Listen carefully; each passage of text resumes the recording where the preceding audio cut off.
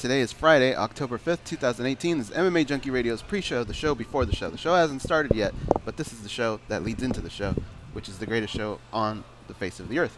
I am Goz, that's Dan, the voice you hear in your head, that's Jumbo Josh, and to my right, we got Michael Johnson in studio. That's right.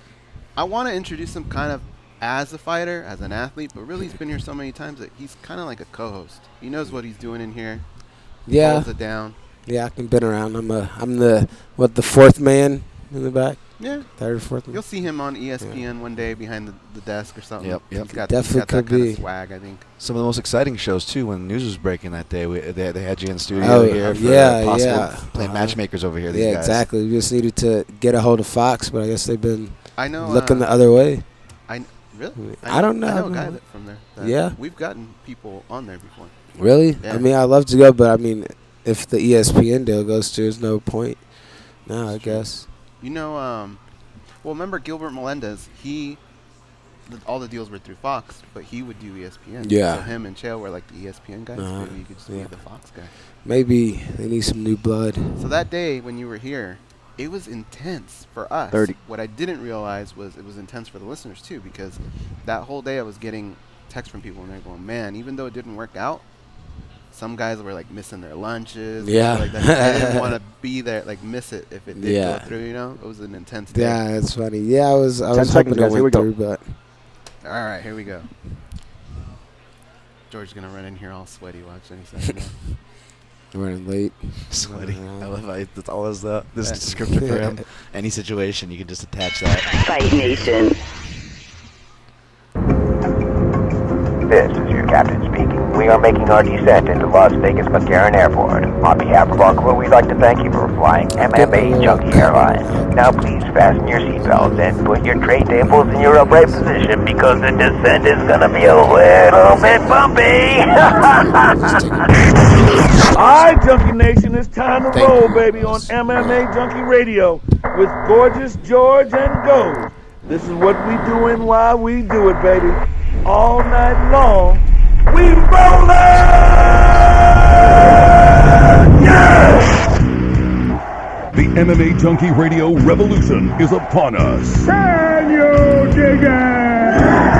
There's no escape. No escape. Through the vast frontier of cyberspace and through a sea of stars in outer space. One small step for man, one giant leap for mankind. We've solidified our combat communications stranglehold. We are controlling transmission. With the use of MMAjunkie Radio and SiriusXM satellite radio technology. MMAjunkie Radio. Commence transmission.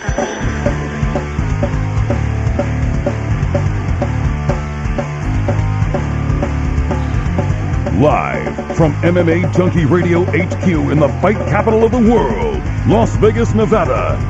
Here are your hosts, Gorgeous George and Goz. From the fight capital of the world, inside the beautiful Mandalay Bay Racing Sportsbook, you are listening to the MMAjunkie Radio Show, the only show that matters.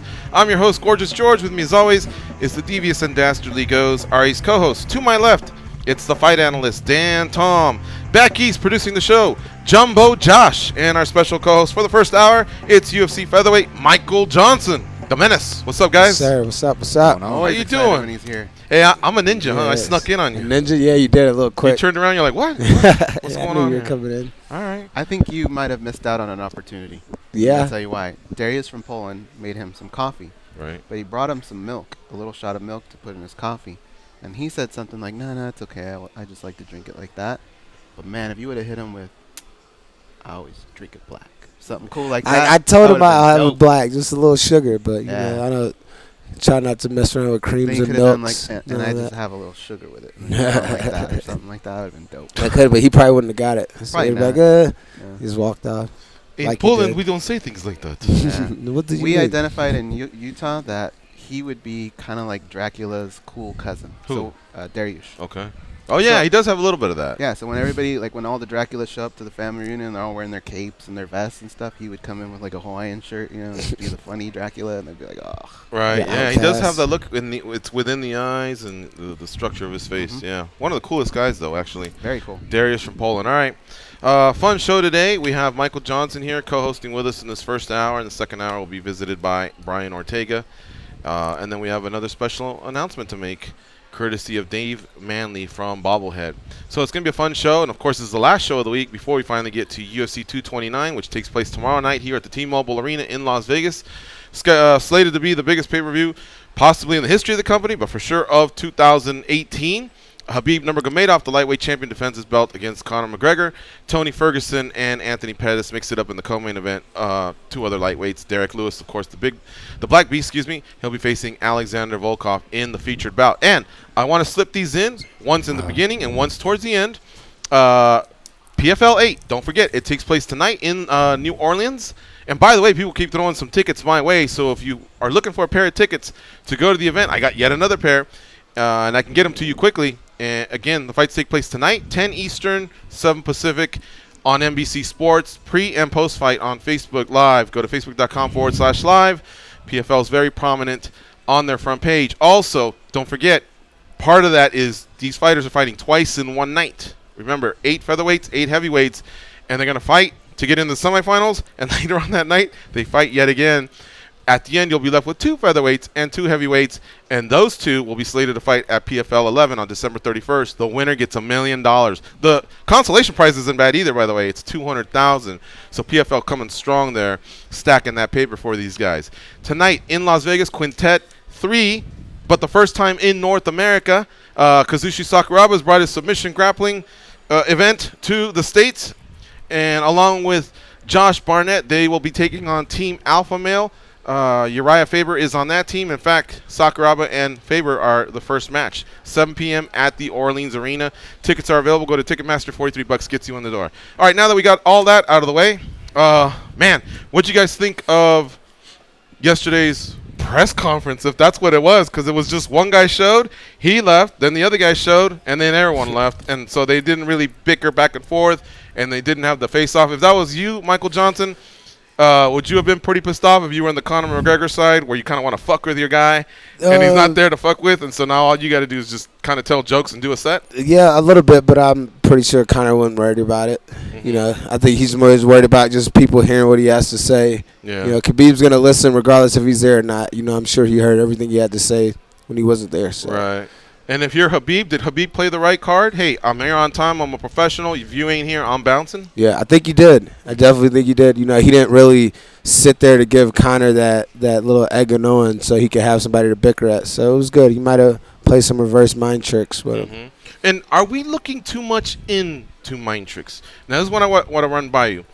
When you land on Tuesday and you see the other guy and he's signing posters, or you're on the scale, or maybe you cross each other in the hallways or at the sauna or in the training rooms or whatever, face-offs, anything, are those mind games, are they as much as we fans and media make them out to be, or are you guys like, these people tripping on mind games? Like, are fighters really kind of like into that? Like, have you ever felt like you've gained a psychological advantage? Or if you want to admit, has anyone ever maybe gotten one on you where now your feathers are ruffled? Yeah, it just depends, man. It depends on the fighter. I've definitely, you know, I think I've gotten in a few people's heads before, and the same with me, you know, just a little bit. But, you know, during fight week, you're sitting out there, none of that BS matters. You know, you fight on Saturday, you can see the guy, you can be cordial with him, or you can play games. A lot of guys play games and they get mad and they go in there and make mistakes. You know, so that's what the other guy's trying to do. All right. Well, either way, I don't want to call it a failure, but it just could have been so special because the thing's still going to sell a lot of pay-per-views. The place is already sold out, so it's not like anyone's going, should I get that last ticket? But I still wanted to have that one face-off with the fans and then have them, well, not the face-off, but the press conference and then the face-off. It just would have kind of completed the process as we now get into guys and gals making weight and then the eventual fight. Well, we got to face off tonight, so. Yeah, right? We do. They face off in a few hours. We do. Yeah. The only thing it does is maybe stack a few more pay-per-views. I always say a good shove isn't bad for business. I don't want punches because I don't want a cut. I don't want nothing to stop the fight from happening, but a good shove has always been right down my alley. Absolutely. I think a good shove in a big fight is worth about 100,000 buys. That much? Yeah. Wow. I really do. Think about how many times have you just seen, like, If that's the case, I think Dana Okay. White would be going, hey, somebody shove somebody. I know this is a terrible thing. Might be 100,000? happening. Yeah, I know this is a terrible thing, but think about, remember Jersey Shore when Snooki got punched? Yeah. Did you give a shit about that show before that? But No. then you were like, oh man, I got to see what happened here. Yeah. How'd that girl get hit? Yeah. And I tuned in for that. I would never tune in for that show. Mm-hmm. It's the hook, man. But see, in fighting, it's every week. So if they were to really do that, well, pay-per-views are once a month. Would people, I think it's got to be select fighters, especially the ones that have heat. See, these two have heat. Yeah. Other times they're coming out with gifts or shaking hands or bowing. How you doing?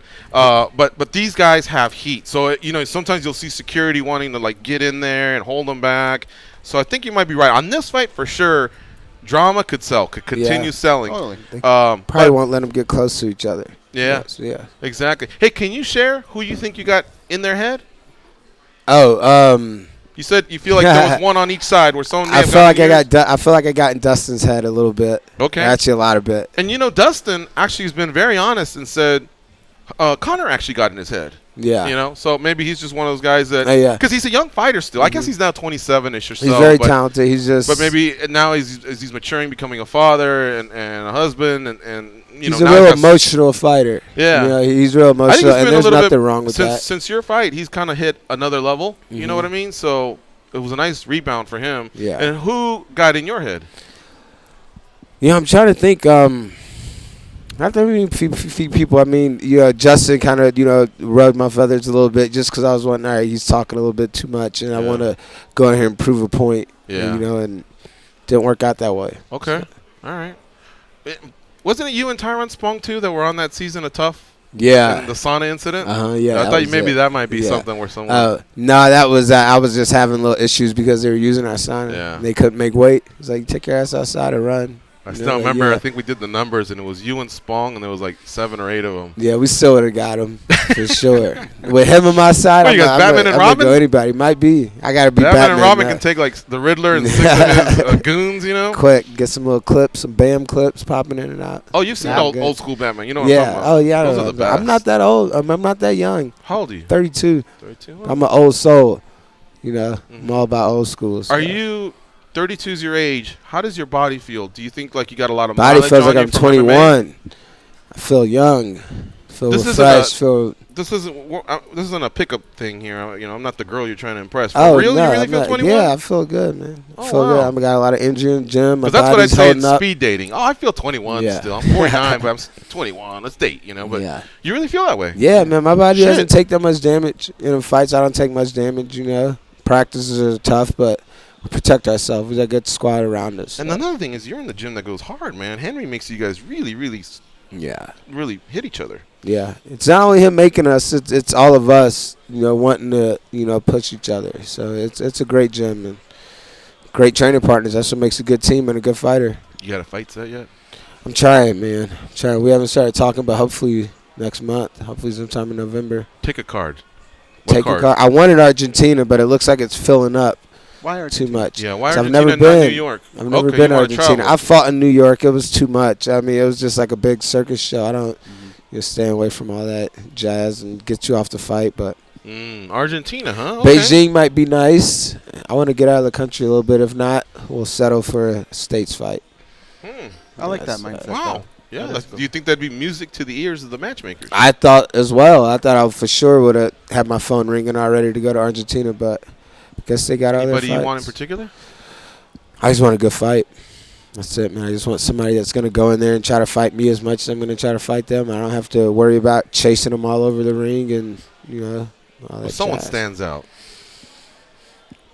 Nobody stands out, really. I mean, I want, you guys know how I fight. Yeah. You guys know my mindset. I always want the tough guys on top of the tough guys. So. Volkanovski was on your same card, and I think Mendez was too, right? No, Mendez was a little bit after me. Was he? Okay. Yeah, but the timeline kind of works. Yeah, the timeline kind of works. I mean, I'll stay fighting Alpha Male, I guess. It's been my third fight in a row. Me and Mendez can put it together, but we'll see. I think he's got his eyes set on bigger fights than me, so just makes sense. Not worried about it. If it's not too late, and I don't think it is, and I don't know how the relationship ended, but condolences to the loss of Glenn Robinson. Yeah. We mentioned Blackzilians, the name earlier, which I know that team is gone, I guess. I don't know if you still refer to yourselves that way, even though you're a combat club.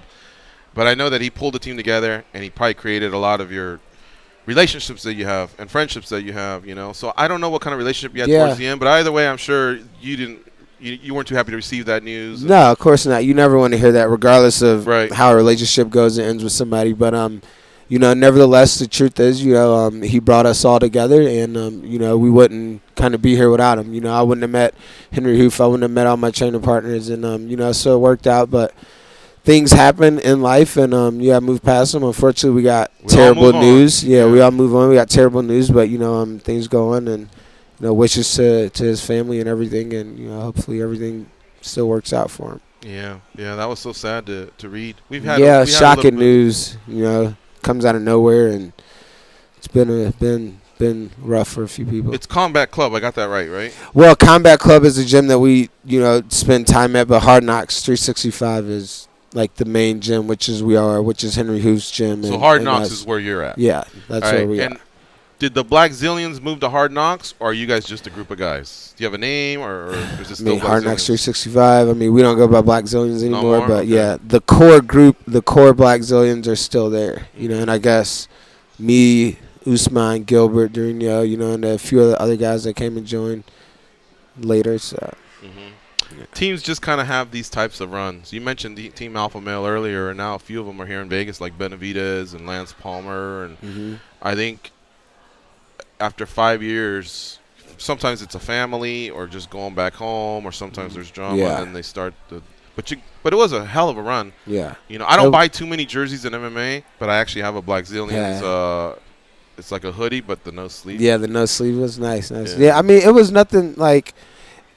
It's not like we all separated in a sense, because a lot of us stayed together. You know, AJ stayed with us before he retired. You know, Rashad was with us quite a bit before he, you know, hung it up. So it's not like we all just said, you know, screw it and we're going to move on from each other. You know, we all knew that we needed to stay together because this is the best training we'll get in the area, and we did that. So Hoofed is your guy, right? Yep. Right. Yes, sir. I know that you're loyal to your group, but we've seen this with more fighters, more and more with the UFC PI here. Would you ever envision doing, say, like 6 weeks with your group, but maybe 2 at the UFC PI and taking advantage of what they have to offer? I mean, it's a great facility to be used, absolutely. The only way I would do it is if my coaches came in and I had my training partners with me.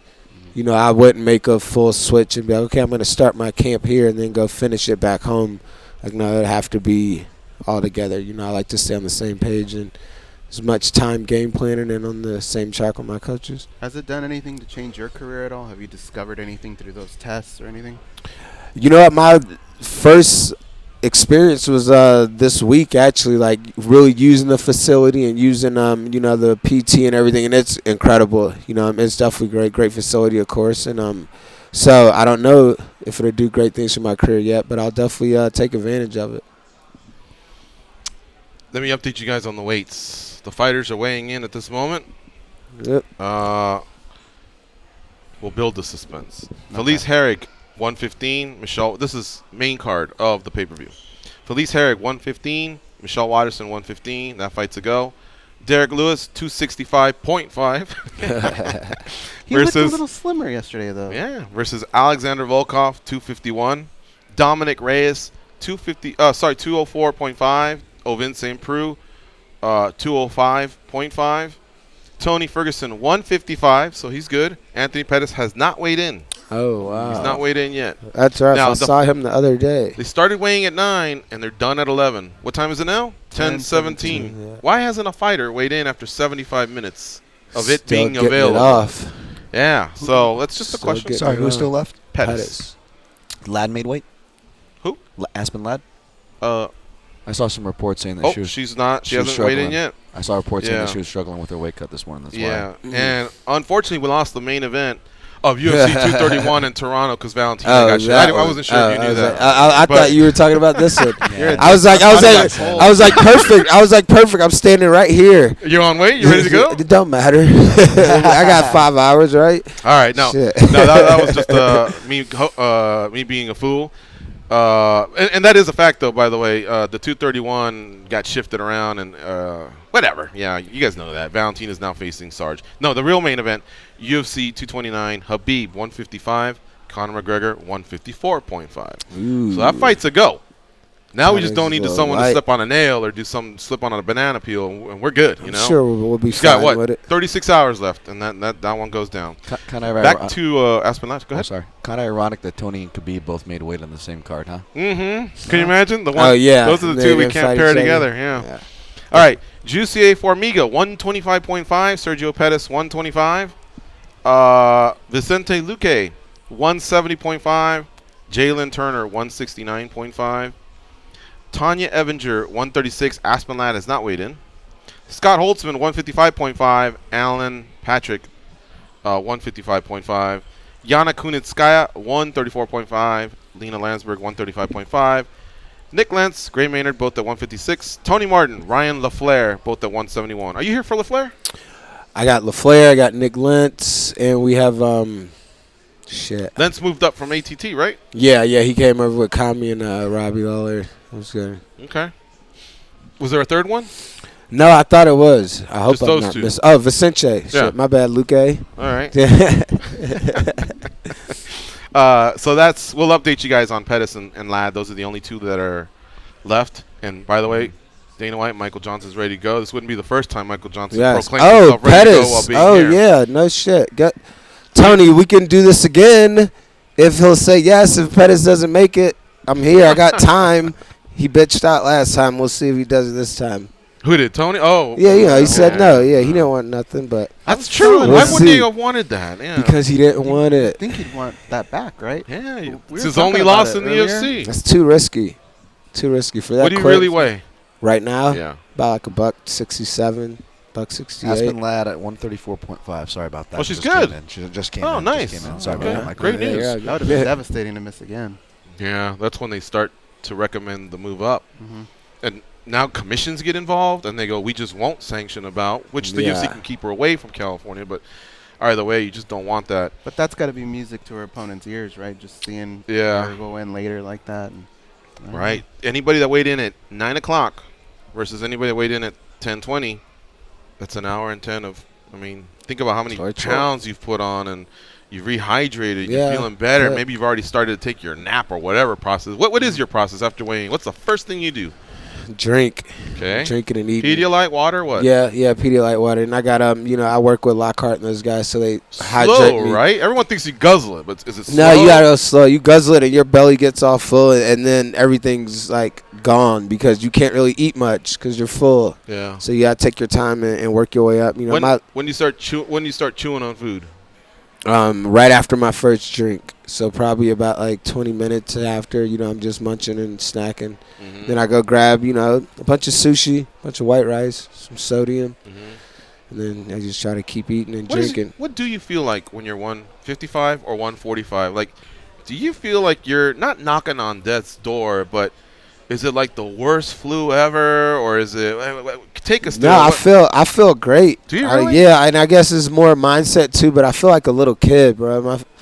I'm so little at 145. Like I look in the mirror and I'm like, man, like, am I really this skinny when I'm fighting? But that's the thing. So I feel good, but still a little skinny. How about the ones where the teammates have to pick them up and carry them? What do you think they're going through your head?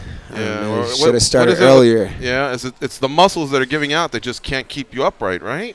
I guess so. I've only experienced a bad weight cut once in my career, and that was my first move down to 55, like way, way before the UFC. I'm talking, 10 years ago. And I was stuck on like 3 pounds for a good 3 hours. I couldn't get it off. And from that day on, I made it a point. I was like, I'll never come in overweight. I'll never miss weight and torture myself like this again.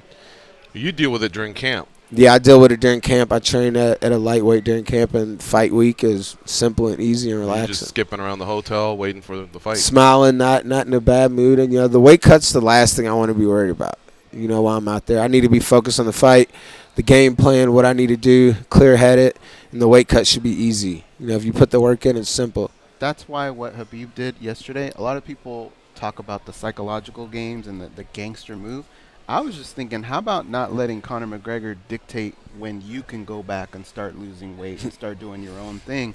That bought him, an extra 30, 40 minutes? when you wake up in the morning, how many Yeah. times do you go, I wish I had 10 more minutes or whatever? Who knows what that could help with his weight cut, you know? Yeah. And plus, they were starting Smart. to get Smart political guy. and shit, you know, and religious Yeah. and who knows what. Yeah, they probably would have went way too far in that one. I didn't watch it, but Yeah. he's been I heard crossing the line Oh, quite a well, bit. they're both like, back in the 1600s, your people, you know, Yeah. they went over a mountain and this happened. I mean, come on. Let's talk about the fight. I'm Like going it to kick all your ass matters. because of these reasons. You got a weak chin or, you know, you have no heart. You quit in this fight. I like that stuff. Leave the wives and the kids out of it. Yeah. You don't need to Everyone get else, too personal. all right, it's on. You know what I mean? But whatever. Who do you like in that fight? That's the thing, man. It's a toss-up, honestly. Really, to me, is. And it could go either way. You know, Conor lands a big shot and wobbles him and ends up finishing him. Or, you know, it could be moves out of the way and takes him down. And it's going to be a long night for Conor. You know, I'm just looking at, did Conor really get in Khabib's head that much to where he's going to go out there and fight not thinking? He's going to fight a little too aggressive maybe. And that was Conor's game plan, and he's going to, you know, slip right into it. Or Khabib's going to come out and, you know, really punish him for what he said. So it's a difference. You know, I think that's what Conor does best is he makes guys not think about the fight. You know, and they're in there thinking about what he said, and they want to go in there and get after him, and they make mistakes. If you had to pick. Wait. I don't want to let him off that easy. No? But who do you think is going to win? Who do I think is You've gonna covered win? a lot of stuff that we've kind of covered, but see, you're a guy that's been in there. You've actually fought Khabib, but you fought people similar to a Conor skill set Yeah. as well.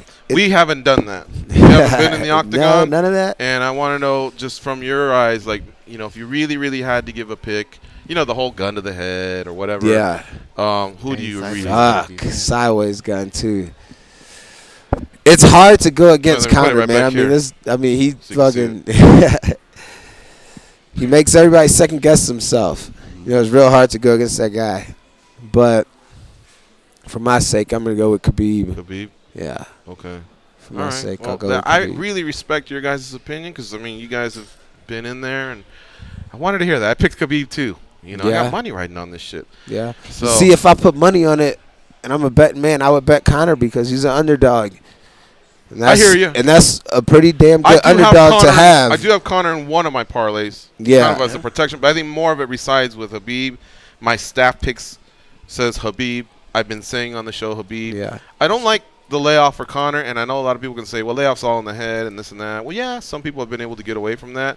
But I thought I remember when Conor hurt his knee, and they asked him, it took you a while to get going here. And he said, well, you know, I've been off for 9 months. Yeah. You know, so But see, there's something to it. those, Some people can shake it off in a minute, in a round, Yeah. or some people get beat, you know. Those first 9 months were a little different, though. He didn't have $100 million in the bank those first 9 months. True. So this layoff was probably a little easier and simpler, which could be a If bad you had thing. $900 million, you wouldn't be doing the show. Absolutely, I'd fight him. Oh, I wouldn't be doing the show? No, and you wouldn't be training as hard. I think you lose some of the hunger, too.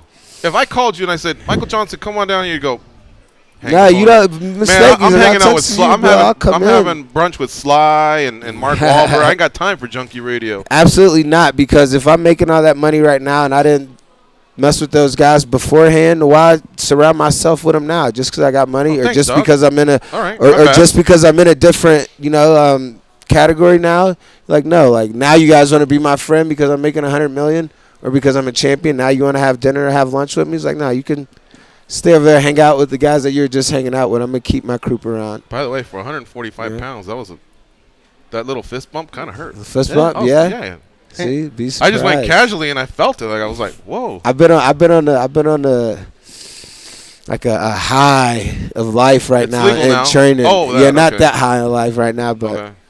man, I just been so motivated and focused and wanting to train and get a fight Yeah. going and get back on. It's Okay. It's Yeah, everything. sorry, I'm being a hog with the questions. Dan, feel free to start jumping in. I'm just I was gonna a say, blabbermouth. I'll just say something on the fist bump. Time I Let me felt do that again. a fist bump from a 45er and felt it was Feel that? yeah, you feel was that? Conor McGregor in the grocery store pre UFC 189. He was rolling around in one of those little things that you use for like the handicapped people. But this was before it was out that his knee was hurt. Yeah. And Oh, yeah? and he rolls by and he's like, "What's up, my man?" And he gives a fist bump, and I was like, "Oh, that's pretty hard." And that would make sense that that Michael Johnson's is hard too, because I took you to against Khabib. Oh yeah. But no shame, because if anything, I owe you some drinks, my man, for all the money you've made playing you as an underdog. Yeah, nice. He did take you against Khabib, and he.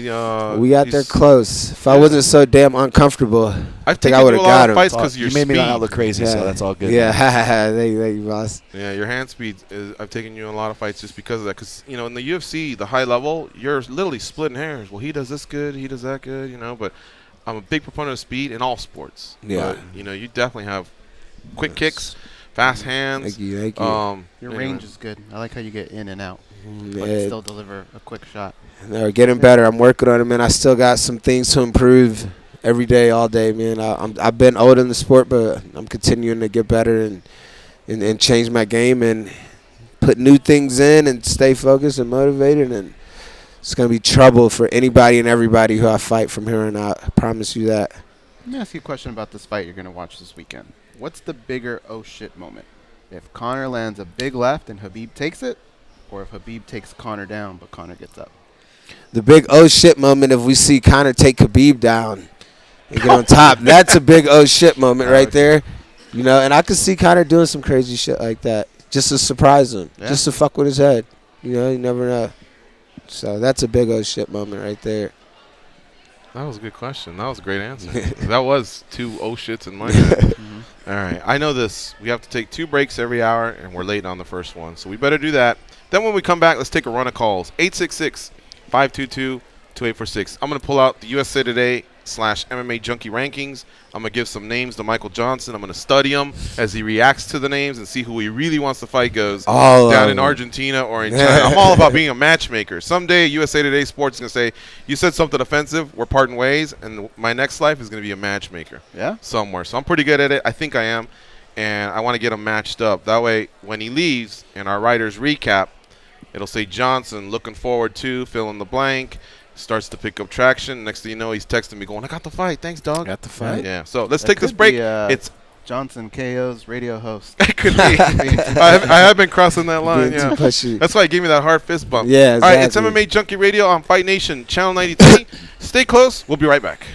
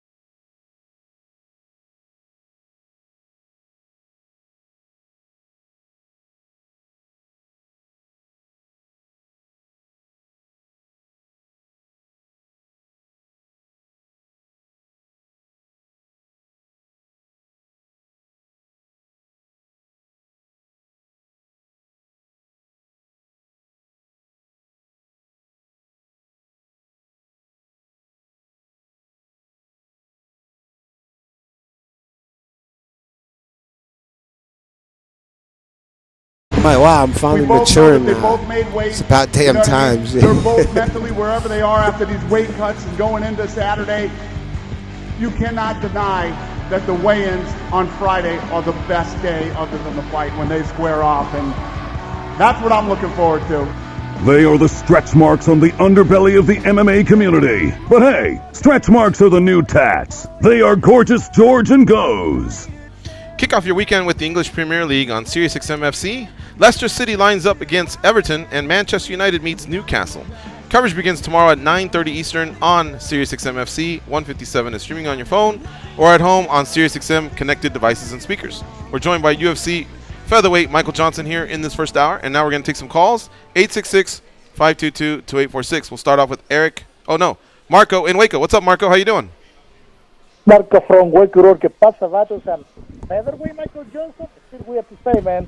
You were an lightweight for so long. But, Michael, you're doing good at featherweight, so do what you do, my man. Thank you, boss. Yeah. And no matter what, but I like, win, lose, or draw, it's always entertaining watching you fight, so you do your thing, brother. Thank you, always. I cannot wait for the fight. I've seen all the preliminaries. Sports Center code has been wall-to-wall. There's nothing else to say. I'm just going to give you my 5-team parlay for this weekend and get out. 5-team parlay? Okay. I do want to ask you a question, though, Marco, before you sign off. So go ahead and give him that, and then I'll ask you a question. There's a lot of underdogs in this one, too. Good ones. What's your parlay? Okay, I got to start Tony Avenger by decision, then give me Dominic Reyes knockout on the first, and then give you some props. Derek Lewis by knockout on the first, because I believe he's going to go all out on the first and empty his gas tank. Give me El Cucuy Tony Ferguson by decision, and give me Conor by TKO on the second round.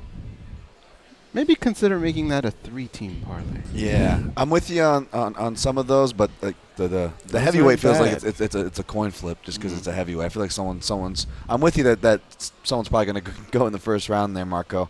I'm with you on the Reyes call and the round as well. The breakdown should be coming out later. Yeah, you guys think Reyes over OSP? Neither one of them are down with OPP. OSP. I think OSP. Think so?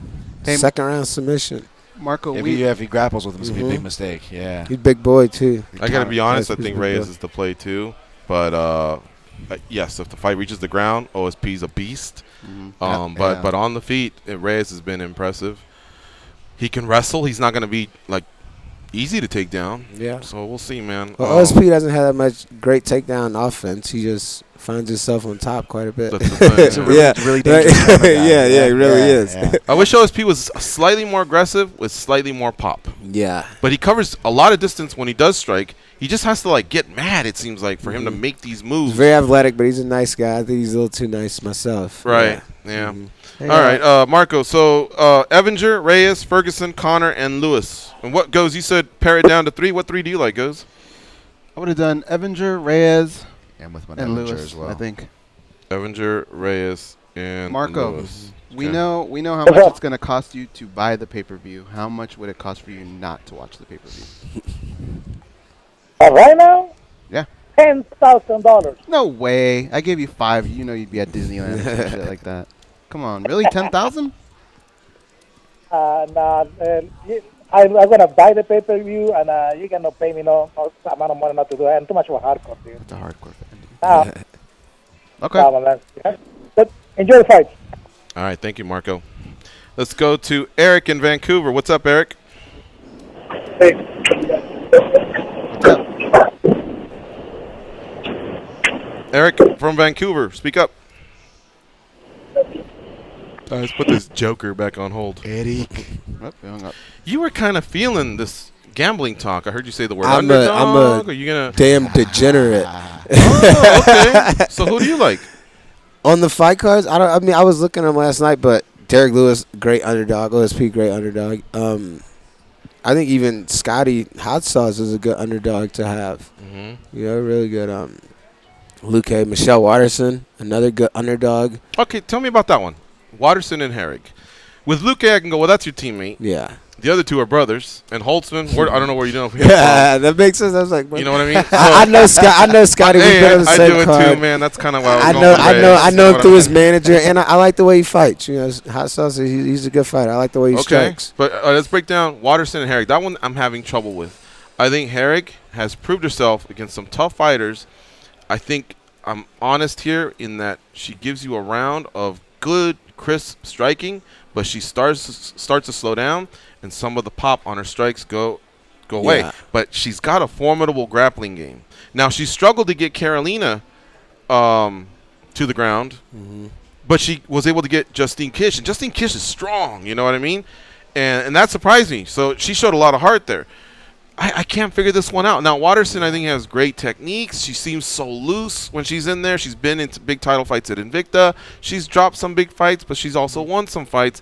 Her cardio doesn't seem to dissipate or anything like that. It's there. It holds strong. And now Felice went on a military trip with us, so that's where there's a little bit of like the homie thing, like whatever. Yeah, I hear you. So, and that's why I want to make sure maybe I should just stay away from it and just cheer for Felice. Absolutely. But do you see an angle here on either side? I mean, exactly what you just said. It was great. I think if Michelle keeps on her feet and doesn't fall into that little grappling game of Felice, and I think she wins a good decision. I think she's gonna outpoint her. So. And Waterson has slick jiu-jitsu too. Go ahead. Very slick. Yeah, you saw what happened in the Jessica Penne fight. I think it's gonna come down to the scrambles. Mm-hmm. Yeah, for sure. And I think it could be decided in whoever wins the third round. I could see them being 1-1.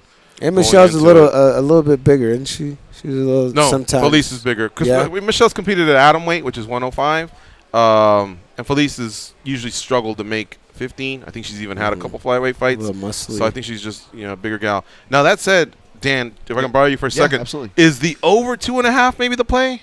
The over is super juice. I looked at it. It was like minus 440 last time I checked. Never mind. The odds makers are getting smart. They're making that shit out. Because every girl fight goes 3 rounds. Yes, sir. Or 5 rounds. It's gonna go the whole fight every time. Spoken like a degenerate. Yeah, like a true degenerate.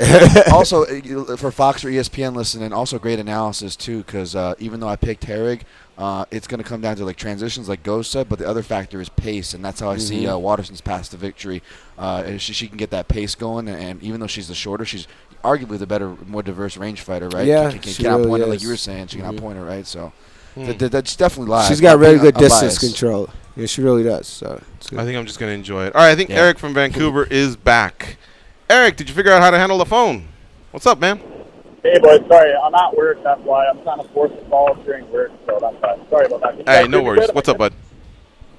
Thanks, bro. Just wanted to let you guys know, me and my brother are flying in tomorrow for the fight, so we planned it like yesterday. I'm real curious. So I'm going to try this.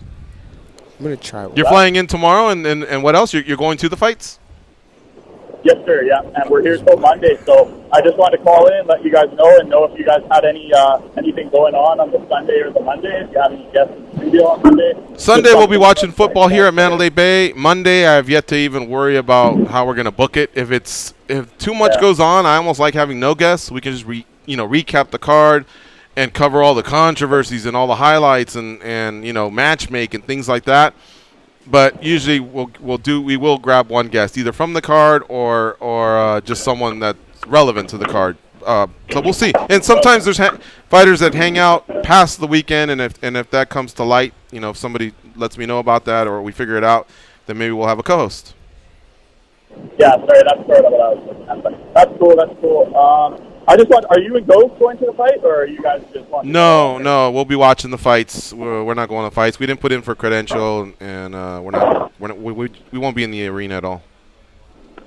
Okay, that's fair. Well, I just wanted to call, let you guys know we're going to be in town, and of course we'll see you guys fight. Okay, Eric. Thanks for the call, buddy. Yeah. All right, see ya. All the way from New Zealand, it's Ben. What's up, Ben? How you been? Yo, been sweet GG. It's always a good day when Michael Menace is in the studio. Yes, Michael the Menace, chilling. What's up, man? I know there's a massive fight this weekend, so I don't spend too much time on this first thing, but I just want to say to all the Manchester United fans who are concerned about how the club's going lately while freaking Liverpool is kicking ass, don't worry about it. This is how it was when I started following United in the 80s. And what followed was about 2 decades of glory. So hold strong.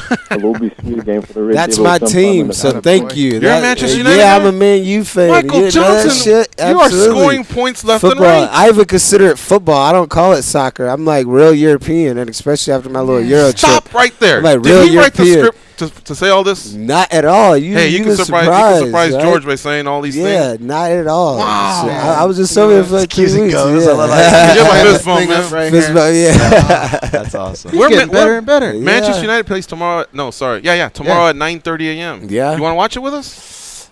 Possibly. Oh, man. How did you kill the vibe like that? 9:30 in the morning. All you had to do No, was I'm say sorry. yes, and then if he cancels, he cancels. Yeah, But on the okay. radio, I would have thought you were cool. I'm here, right here. I'm there. I But, can see, there I you can see- go. I can see the next video breakdown we do for Michael Johnson's fight. These guys are going to be decked out in red shirts, giving winks to the camera. Yeah, We're picking absolutely. Johnson. Yeah, I almost went to a game. I got to catch a game next time I'm over there. The tickets are outrageous, man. They start at like $2,500, and they sell out all the time. Well, I mean, just because of me and you. You can get in Yeah. cheaper than that. I mean, you must have been looking at some pretty good tickets. But either way, we'll be here tomorrow, and some other Man United fans will be here. So we'll watch the game. All right, continue, Ben. You really lifted our spirits. Yeah, I want to ask Michael in particular, since he has a lot invested in the sport. I reckon the best result for everyone concerned, and for MMA in general tomorrow, for this weekend, I should say, is if Khabib gets the decision, which everyone says is likely, but if it's controversial and Conor has a lot of good moments, and there's a good chunk of the media and the fans who say Conor should have gotten a nod, because it sets up an even bigger rematch, which Conor would go in having shown in the first fight that he can rock and roll with Khabib, and Khabib would go into the rematch with his undefeated record intact. So if you're a neutral, you want the best thing for the sport as a whole, that's what I reckon is the outcome you're rooting for. What do you guys reckon?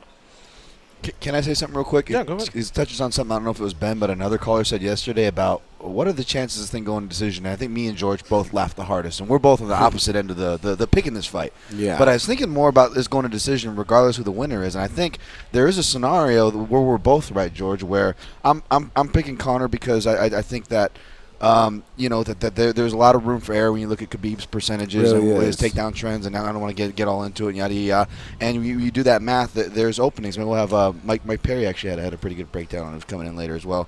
But there's a lot of openings there. But kind of like what George said, who's got Khabib, where I agree with him. I think people on the Conor side need to slow their roll about the one-shot power. I think Conor has spooky power, but it's still not, I'm not sure we're going to, it's going to be like a heavyweight thing where you just touch the guy and he's going to sleep. Well, he didn't And Khabib knock has a out chin, right? Diaz. He didn't knock out Max Holloway, and he's got other few knockouts. I mean, it's not like he's got devastating KO power like we've never Right. seen before.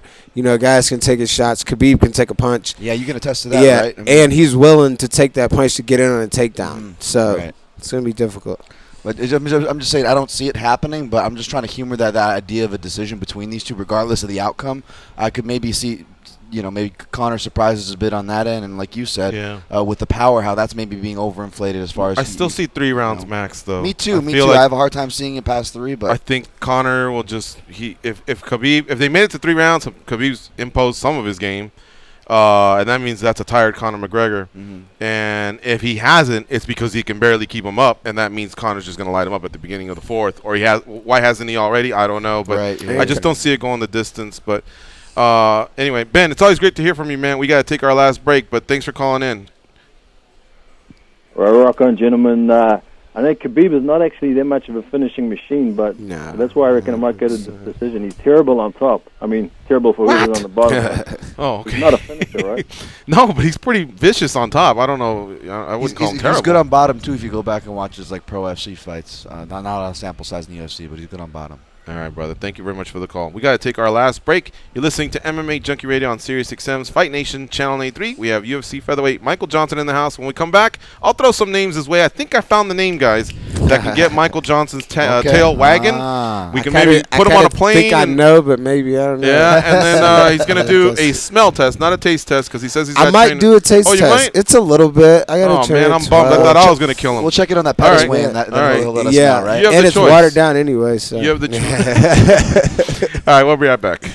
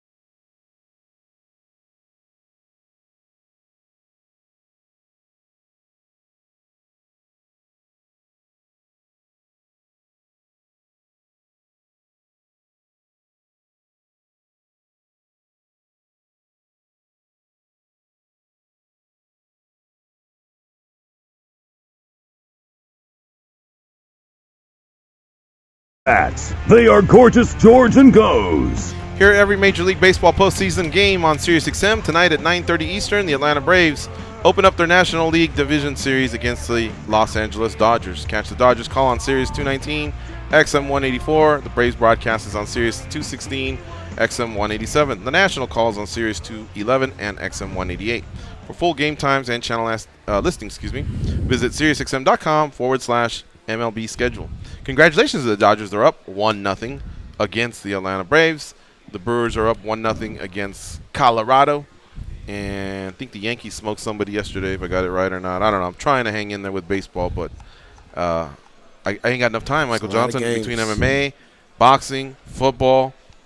Football's like 3 sports. Pro football, college football, high school football for me. Yeah. And then there's soccer or football. Football. For all the real football. Yeah, the knowledgeable ones like you and I. But, yeah, all right. Dodgers, way to go, Let me know if they get to the World Series, and I got your backups. Thank you. If you need backup. That's his team. Isn't it the playoffs right now? Yeah. Yeah? Yeah. I don't really pay attention to baseball. It seems like a year-long season always. Oh, right? dude, it lasts forever. Yeah. Yeah, I thought we were still on the 2017 season. It just doesn't seem to stop. And then basketball sneaks up on you. And it's like, oh, shit, it's basketball season already? We got 90 seconds, so give that a good whiff. And if you want to engage in the I know taste, which is which already by Already? the smell. This is Jameson, yeah? Which is X. X? No. I did the same pour as yesterday. I kept X as proper. Really? Yeah. He's tasting it. What do you think of that whiskey, Michael Johnson? They did artificial color to kind of trick you. It's darker than it is. That's why if you're looking at it, you probably would think it, because it's only a 3-year distillery. The Connors. So the X was the proper. Yeah, the X was the proper. Yep. And that's the Jameson. And the A was the JMO. I don't know how it does the taste, but rank the it smell, 1 to 10. What'd you think? The smell is deceptive. I will give you that. It smells watered down it. Yeah. You ready for the twist? You saw that came earlier. That's actually my piss. Oh, come on. No, for real, 1 to 10. I'm sure I didn't pop. Well, 1 to 10. So this was sure the proper 12. The X was proper 12. Yeah. 1 to 10. I don't approve, honestly. Yeah. It's proper trash. Oh, wow. Coming strong. Strong. It's. I mean, the way he sells it, great. Don't get me wrong, okay? I hope it's very successful. I'm sure it's going to sell off the shelves like crazy. Yeah. Because of him. All right. Hang on to that thought. Tell you what, we're going to take a 1-minute break. We'll literally be back in 60 seconds, and then we'll have you try the other one. It's MMA Junkie Radio on Fight Nation, Channel 93. I don't think it's that good.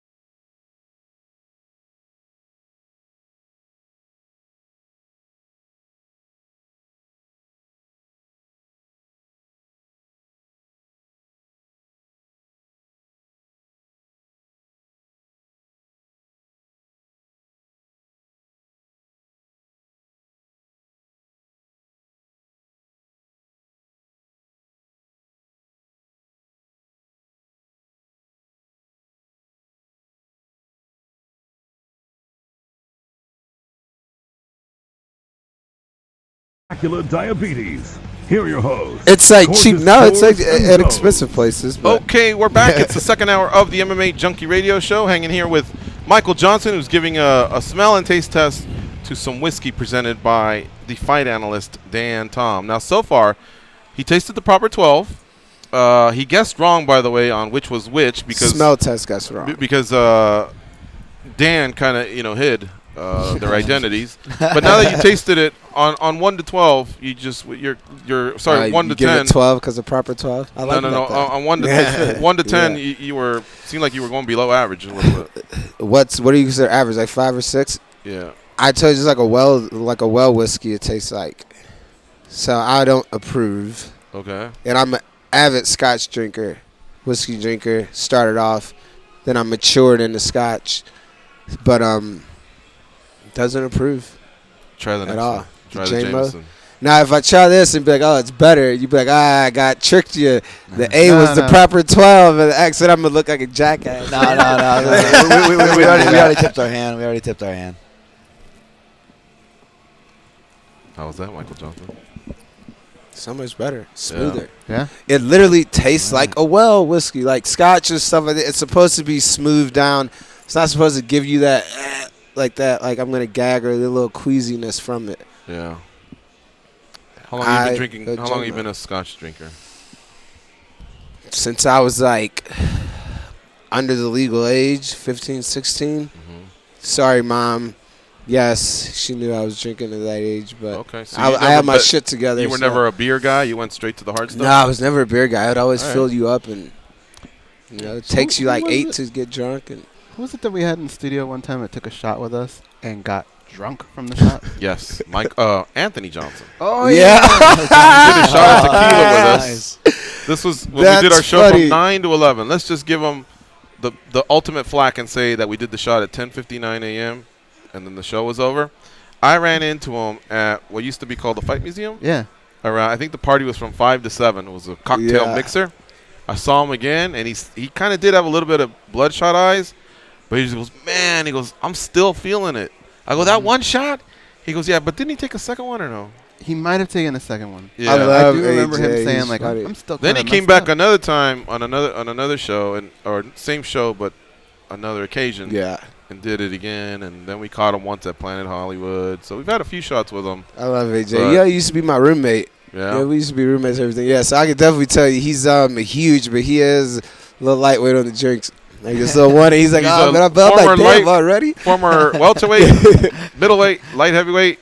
Kind of heavyweight. Now he looks like a heavyweight. He's a lightweight when it comes to drinking, and you're a featherweight, but it seems like you can put yours down like I'm a heavyweight. Yeah. Super heavyweight. Hey, what was the scoreboard? So we have Michael Johnson and Michael Jackson both did the sit-down taste test. What the scoreboard? We got one for J-Mo. And then do you guys remember what Mike Jackson? I thought he liked the Jameson too, didn't he? Did he? Did he not? Well, I know he liked the proper 12, didn't he? I think he liked the proper 12. Yeah. He's probably trying to get some clout. Okay, we'll see. Whoever's out here said, "Oh, proper 12 is great," they're trying to get some clout. I got to review the tape on that one to see which one he sided with. What would you name if you had a whiskey? What would it be called? Ooh, that's a good question. I would call it M. M? Yeah. Just an M? Just an M. I'm sorry. That's my clothing label. That's my clothing line. I'm gonna invent pretty soon. M clothing.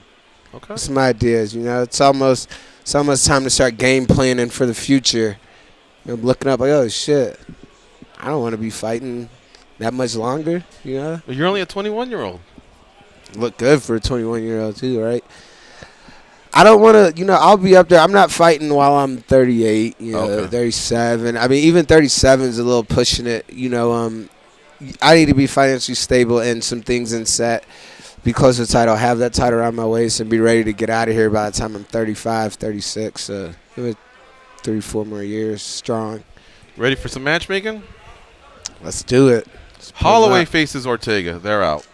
Aldo, it seems like, in Moicano, it's going to be unavoidable. I'm just going to pair him up, even though Aldo doesn't want to fight another Brazilian.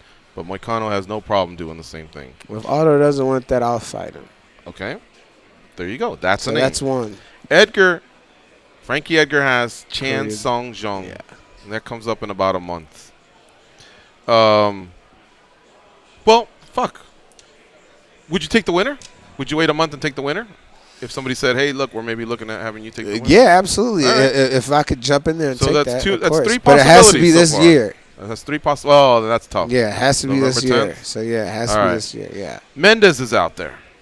Moicano is out there, except Moicano's 13-1-1, fought Ortega well, and feels like it's either Aldo or he wants to sit around and wait for a title. Yeah, so I'll give him that respect. Yeah. Volkanovski is like 5-0 in the UFC, 18-1 overall. I think he wanted Mendez. I don't know what they're waiting for. It kind of made sense. I don't even know this guy. He's from Australia. Yeah. Tough guy, yeah. You just fought Elkins, the fight prior to. Mirsad Bektik is another name that's out there. That would be a good one to fight. All right, and there's the one I want to make. I thought he was fighting pretty soon. Magomed Sharapov. Oh, that's who you wanted. Yeah. Who was the one that you thought he would say? I thought he was gonna say Jeremy. He's a good friend of mine. Yeah, he's a good friend of mine. If anything, I like to avoid fighting, people that I consider friends, And in this business, that's definitely hard to come across. But he's a guy that, I can consider him a friend and say so. Definitely not going after him. But the Russian, looks like I stayed a Russian, so I'll fight him. I mean, nobody wants to fight him. So why not me? There's a few other names, except they're coming off a loss, and sometimes the matchmakers like to go coming off a win versus coming off a win. Yeah, absolutely. And that would be Ricardo Lamas and Yair Rodriguez. Yeah. And I've definitely thought about both of those guys. Ricardo Lamas for sure. Definitely love to get in there, and the other guy as well. So now, out of all those names, which one, who's your matchmaker, Shelby or Maynard? Shelby, I'm pretty sure it's Shelby. So let's say Shelby texts you and goes, "I'm listening." The floor is yours. Pick a name and a location. I'll make it happen. Name and a location. Yeah. Well, how about a name and a time period? Has to be a little bit in November, early December. Names, I'll give you a few of them. Ricardo Lamas, it's a good name. Cub Swanson could be another good name. Good one. And the Russian guy, hell, if nobody wants to fight him, I mean, he's tough. He's very tough. Now, here are the cities in November, okay? Denver on the 10th of November. Bro, that's 6 weeks away. You really want that one? Yeah. I mean, time is no issue. Okay. I'm in shape. I'm ready to fight. I can fight Saturday. Like I told you, I can fight tomorrow. Argentina, China, Vegas, Australia, Toronto, Wisconsin, Vegas again. That's what finishes out the year. Was there Australia would be very nice. Let's get that. So, Sean, I know you're listening. Australia. And I think there's a few Australian guys that Volkanovski's one of them. Yeah. Oh, there we go. But you didn't like the Magomed Sharapov one, huh? Is he going to fight in Australia? I don't know. I mean, I like whoever, but that's a good Australian date. When's that date? That one is December 1st. Oh, Gold Coast. Perfect timing right before Christmas. I would love to go to Australia and fight the Australian. Let me see a picture of this guy. The Cub Swanson matchup. Do you really? Yeah. Ain't he fighting somebody though? I'm envisioning them in front of each other, and that's that cartoon with the arms and the legs. Be a really fun fight, right? Yeah, be a crazy fight. Yeah. All right. And it's the type that could either start a pay-per-view or be that last box one. It's like a tempo fight. It gets all the fans riled up. I'm into that fight, man. I thought a featherweight is so stacked, bro. I mean, it is really, really stacked that you can kind of... And get this in mind. If anything jumps up at 55, guys, I'm not straying away from 55. Like, I've never said I was done with that weight class at all. Like, I'll be back. If a big fight happens at 55 or one opens up, I'm in there, my hat's in the name, so I'm playing both fields right now, 45 and 55. So. Cool. All right. You feeling those? Right, can you hear me slurring a little bit? No, not at all. Nah. Okay. If I didn't have practice, we'd be taking some more, but, All right, well, listen, thank you so much for stopping by. It's always a blast to have you. I hope you get one of these fights. You put in your time. You've paid your dues. I think the matchmakers should consult and maybe either get you your location or maybe get you the opponent, or if not, both. Absolutely. It's always fun to see you fight. Like one of the callers said, win or lose, you come to fight, you entertain. We get, there's a lot of fighters that are either undefeated or have one loss, and when they get announced, we just keep scrolling. Yeah. All right. And then there's a lot of fighters that when they get announced, you're like, yes, especially if they're coming to your hometown because they come to fight, and you're one of those guys. Absolutely. Thank you, guys. Appreciate that. I always will be. The clothing line's for real? M's coming out? It's in the building stages. It starts in your mind, like Eddie Murphy off of Life. He was talking about the Boom Boom Room. You guys are Life. You ever seen that movie? Boom Boom Room? Yeah. You didn't even give us a chance to react. Is that the one where I knew I was out, but these guys are pop culture guys here. No, I think you've actually seen this. Have I? Him and I've Martin seen Lawrence Boomerang. go to jail. Yeah. They go to Life back in the day. Jail. Oh. Yeah. For Life. Yeah. I've never seen that one. Never seen that one? I've seen Boomerang, and he had some swag in that one. Eddie Murphy's got an idea about the Boom Boom Room. It's a club that he wants to open up, but it doesn't exist, and he's in jail talking about it. And they're like, oh, it ain't going to exist. Stop that shit. Like, it starts off of your mind. He was going off with it. That's where it starts. So, yeah, but it's a start, and you will see it eventually. What do you think about you just wake up too late for 9:30 tomorrow for Man United? No, I probably won't wake up too late. Man, my timing and my schedule's been all off, but time zones and this and that. But I'm waking up pretty early. Uh-huh. Where are you watching it? Here at the Here? Sportsbook, yeah. All right. Look at these brand new TVs we got. Okay, I'll try to come in, make it. Maybe I'll get some bets in. Want to Right on. rack up. That's the Cool. line. All right, thank you so much for stopping by. Why don't we do an early break, Josh? Do you have it ready to go? We'll do the little guy break. Always. All right, we'll do the little guy break, and then we'll come back. We got some more callers on, and then I think we're expecting Dave Manley from MMA Bobblehead. Check out www.mmabobblehead.com, and then he's going to bring a fighter who will be his next unveiling, if you will, of his next MMA Bobblehead model. So stay close. We'll be right back. It's MMA Junkie Radio on SiriusXM's Fight Nation, Channel 93. You have to believe.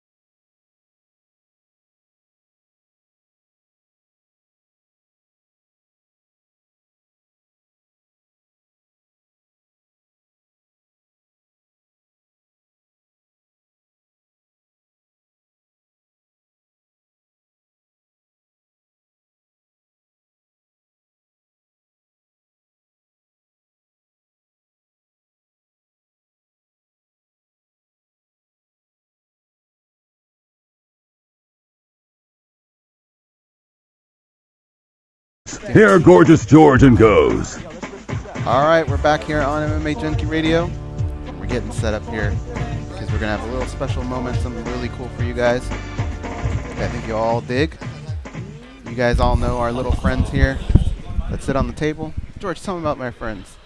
Okay, all right, so we're back from break. A lot of junkies in town, saying hello to them during the break. But right now I want to welcome to the show Dave Manley and our guest here, our next guest. Dave's going to do an unveiling of sorts. Come on, Dave. And, man, you have just been spot on with who you've chosen.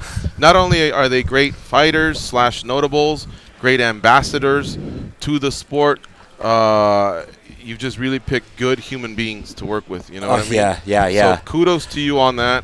Obviously, by the gentleman that's sitting next to me, I think you can go ahead and make your announcement of who your next bobblehead will be. Wow. So, yeah, it's been a pleasure this past 4 months working with Brian as, everyone sees Brian Ortega's the latest bobblehead release. I'm really, I was just telling Brian outside right now, I'm so nervous about this, and not so much being on the show, but I put so much into this, like love, not to sound cheesy, and heart and passion into making these bobbleheads, and a lot of sleepless nights and a lot of anxiety. And for me to come on this show with Brian and to be, with you guys and let the whole world know about it, it's nerve-wracking because I want everyone to, like it. Yeah. Well, come on. I mean, the detail you have done, you spared no detail on all of them. I mean, we've sit there and stared at Bruce Buffer's fight card to see what fight card it was. And it's all in great detail. You captured, Hendo in his big moment when he was getting ready to unleash the H-bomb. Chuck Liddell, of course, thank you, would run around and, it's iconic, do his little pose, of course, in his Iceman shorts. Can't wait to see what you did with Brian Ortega. And welcome, Brian. How you doing, brother? Good, brother. I'm doing good, man. Excited for this right now. Yeah. Awesome. This is it's wonderful to unveil this, and when this moment happened, when this punch happened, I mean, all of us, all MMA fans were just, taken aback about that, that the elbow and uppercut combination. And I knew the very next day when I saw that photograph of Brian hitting Frankie Edgar, I knew in my heart that was going to be the next bobblehead 100%. And I knew that even if Brian didn't want to move forward with this, I was going to make it for me because the pose is just so iconic. Ah, okay. Love it.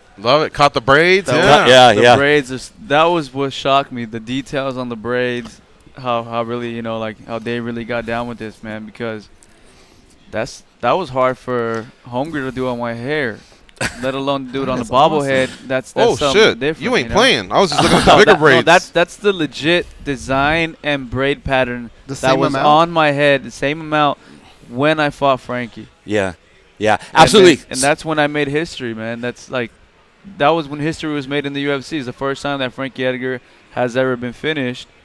And it was kind of another way that I show the world that I'm not just a jiu-jitsu guy.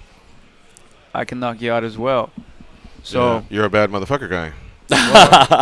Absolutely. You are, man. I think I told you this last time you were here. I also thought, well, if you go to the ground with Brian Ortega, well, you're in a world of hurt. Because he's, they say black belt and then legit black belt. Yeah. And then all of a sudden, these hands at the Moicano fight, I started seeing some hands take it all the way to the Swanson fight and the Edgar fight. And not just hands, it just became an all-around striking arsenal to complement the ground game.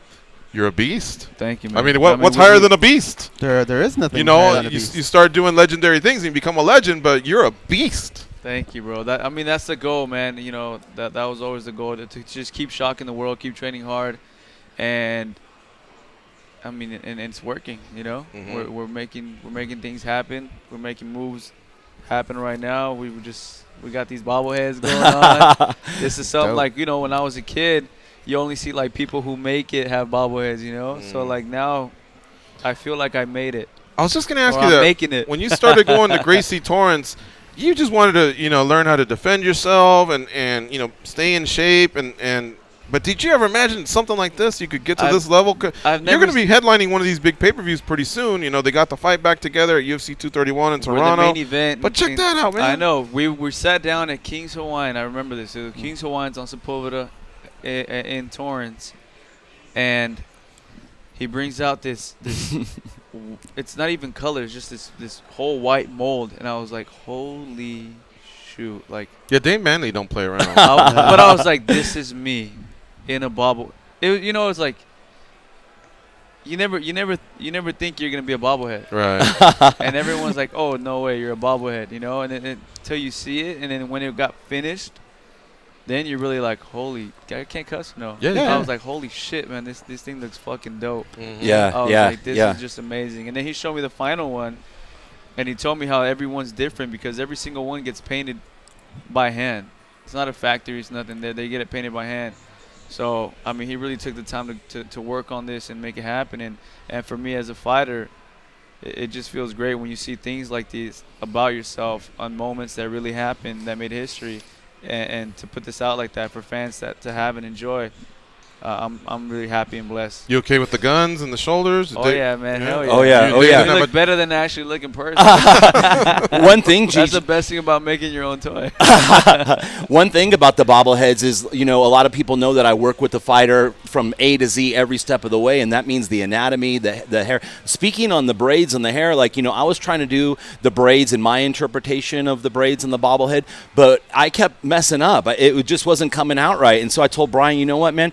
I need another 2-3 weeks because I'm going to do the braids exactly the way your braids were done in the photograph. So we took the number of braids in the photograph and we just made it exactly. And sure enough, it came out perfect once I did that. That's one of the most impressive parts. It is. You're obsessed with the details, but I swear to God, it comes off as a consumer, somebody that wants, when they pay for something, they want to feel like they get their money's worth. That alone is just, thank you. It's huge. Thank you very much. My shorts are still in the air.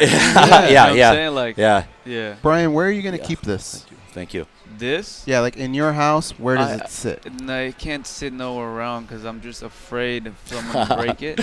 Because this one, there are only 2 of these ever. He has one and I have one. Yeah. So I don't know. I'm going to have to hide it somewhere where it's like safe. But I don't know. Maybe when I open up a gym or something. Honestly, I have no idea. Yeah, these are the only 2. I have no idea. It's so, for me, it's like so dope. I don't want to leave it out there where it gets touched. Are people getting these for Christmas? Oh, yeah. If you go to the Ortega household, there are going to be a lot of boxes that are the same shape. Not even that. We have Christmas ornaments as well. Ah, that'd be cool. That we might be working on. So, who knows? We're looking at it, and this for sure is a Christmas one. And if you can't afford it, then hopefully we're gonna try to see if we can cook some up. Yeah. If you have time, I know you're always busy, but we'll see. I have to get his approval now. Do you ever go through the same heartbreak? Because my name is Brian as well, but I always go through cool moments getting autographs, and I go, "Oh, this is great," and then I look, and they put a Y instead of an I. Has that happened to you ever?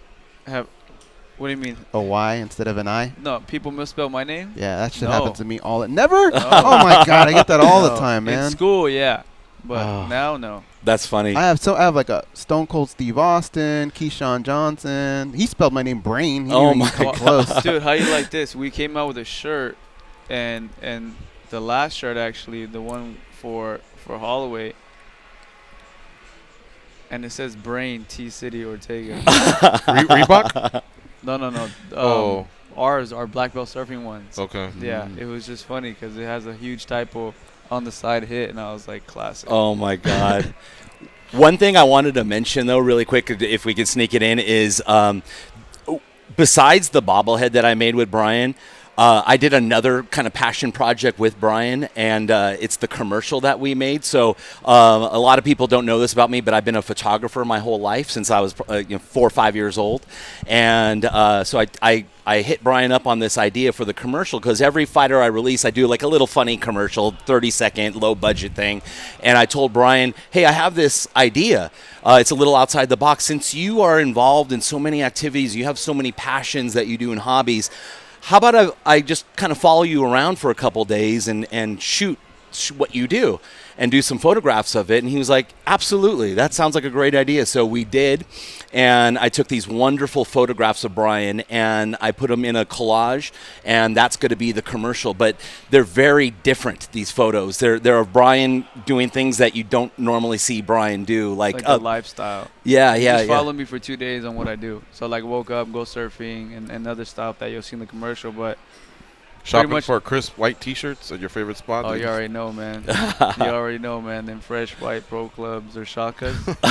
If you're from the hood, you know what's up. But yeah, so now look. You got one tank top, pro club. Yep. Always keep it hood. Keep it I like real, that jacket too. Thanks, man. Yeah. These were special our special team ones. Every fight, we're like the dopest looking guys when we come through. Like you have other fighters that you go there, we're suited up head to toe in the same thing, And every single fight camp that we take, we get one of these and we make them all for the entire team. And then we show up to wherever we're at deep. Very cool. Did you catch him making that penalty shot, playing soccer? No, I wasn't there, unfortunately. But that was cool. But I did catch him doing all kind of, friends, family, surfing, skating. Dude, if this guy was on American Idol, I swear to God, if he wasn't a fighter, if he was on American Idol, a lot of people don't know this about him. He's got an amazing singing voice, like sick. He sang on. He was on a hammock, wasn't he? And the guitar, yeah. I mean, he plays guitar amazing, an amazing singing. I'm blown away. I'm not just saying that, it's crazy. But no, I took all these phenomenal photos, and one thing I learned about Brian that I really want a lot of people to know, especially if you're just kind of coming on board the Brian Ortega train, is this guy is all about family, friends, love, dedication to the sport, hard work, commitment, and it's true, man. Everything that you see with Brian, it's true behind the scenes too. And coming off that photo shoot, it was really cool just to see the love of everything that goes on, with what he does. So that's what you have, man. After this, friends and family. If you don't have that, you're done. What'd your family think? This? Yeah. They love it. Yeah. Yeah. My mom's proud. She has her proud mama moment until I start cussing in front of her. But even the box is cool. What about the Pops? box is dope, man. What did Pops say? Pops is always quiet. He's always just a head nod, like, oh, like, that's nice. That's it. I can never really get true reactions out of him. No, when Brian walked away, Pops Pops crazy, but when Brian walked away, Pops was really happy with it. Brian walked in the house for something, and Brian's dad was like, "This is really nice." Yeah. And so I'm like, that. This is a really cool moment to have Brian's dad tell me that, even though Brian wasn't away. But he was. You could tell he was really proud. I took a really good photo of Brian and his dad too. It's going to be in the commercial too. It's cool. You probably get pitched a lot of things because of your fame and your rise through the sport. Whether it was the first phone call or the 10th, what was it that stood out? Or maybe the meeting, hey, I got to get involved. Because I know you're selective. You don't just whore yourself out. No, we're very we don't do anything, man. As in terms of, like, there's many companies that have offered to work with me, and I've said no. But Bruce Buffer is a good friend, and they did his. And then Bruce was like, listen, man, like, trust me on this one. Like, you want to go with this guy. He's like, this guy will really take care of you. Not as in terms of who cares about the money, but, like, if you really want something that's out there that's you, that you're going to be happy about, he's the guy. He goes, he did mine. He goes, I've been in this before you were even in this. He goes, and he trusts this guy. So if Bruce trusts you, I trust you. Yeah. And that's what we did, and he wasn't wrong. www.mmabobblehead.com. Brian Ortega, the newest release to join. This one's yours, Dave? That's that's mine. Yeah. So here, let me put it Thank back you there. very much. I appreciate it. I was gonna say Brian Ortega joins Dan Henderson, Bruce Buffer, Chuck Liddell, and I know you got more in the future. Names in there, man. That's a solid group right there. Thank you. It's a dream come true, Gigi. It really is. I don't know if I said this last time I was on the show, but my whole business plan was to sign up and coming fighters. Maybe they weren't even in the UFC yet, and just hope one day that they become popular enough where I can make a bobblehead out of them. So to be from that idea to have Chuck, Brian, Dan, Bruce, and all the other guys that I'm working with, it's a dream come true. I can die now a happy man. I have a passion for the sport and passion for art. I'm just so happy about this. So this guy puts in the work, man. He grinds hard. He's a grinder. 2 a.m. He's text a grinder, and shit. bro. He's a grinder. I'm going to share a story, but I won't go too much into details. But he had the opportunity. You can't to mention do something. Spearman Rhino. No, he's got a. Oh, okay. He had a really good opportunity hours. to get something done for this card, and he turned it down because he's that into detail and making it the right way that he just opted to do it at a later time. Yeah, that's true. Yeah, and Dave and I had a conversation too. I mean, this whole sport is a lot about ups and downs, not just the fighters, the promoters, podcast, radio hosts, everybody. And that's just life, sometimes you got to choose, sometimes you got to roll the dice on some of the relationships you make. But I liked all of the people you chose and you wound up working with. Thank you. You know what I mean? You can't just go running to. No.